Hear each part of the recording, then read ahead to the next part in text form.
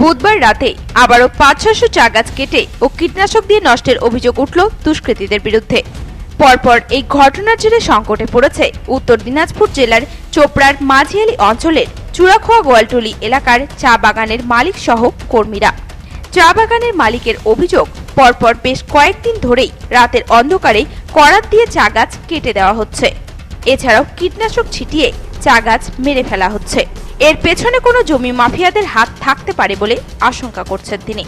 এ বিষয়ে বাগান মালিক বিশ্বজিৎ সেন বলেন, ঘটনাটা আগের দিন তো আমাদের প্লটে ওখানে দেখেছিলেন আপনারা 400-500 গাছের মতন ওখানে কেটেছিল।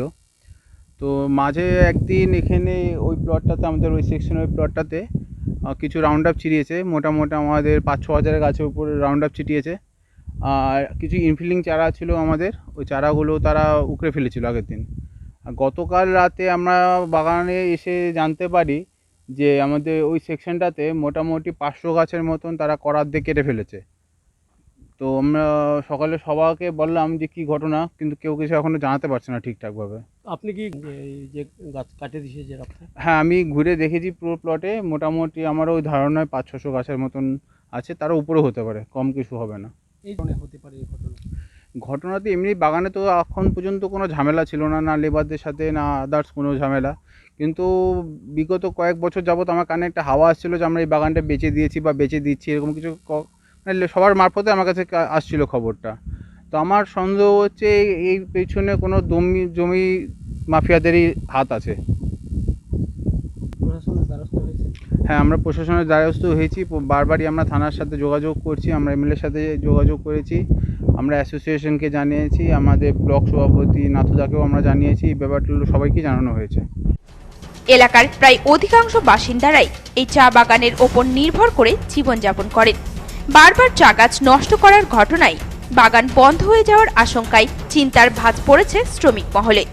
এ বিষয়ে এক মহিলা শ্রমিক বলেন, হঠাৎ করে রাত্রে বেলায় আসে গাছগুলো কেটে কেটে শেষ করে দিলে আমরা গরিব লোক কোথায় কাজ করবো? আমরা আমাদের ছেলে মেয়ে এখন বিয়ে দিতে মতন হয়েছি, আর বাগানটা এইভাবে নষ্ট করতে ধরেছি। না, এর আগে কি এরকম এই বাগানে গাছ কাটা এরকম হয়নি কোনোদিন, ও, এইবারই হয়েছে। রান্ডম মারছে থেকে গাছ কাটতেছে। আচ্ছা। তো এরকম চললে কি আপনারা কি ওই যে এখন এরকম চললে আমরা ছেলে মেয়ে ছেড়ে কোথায় কাজ করবো, কোথায় খাবো আমরা?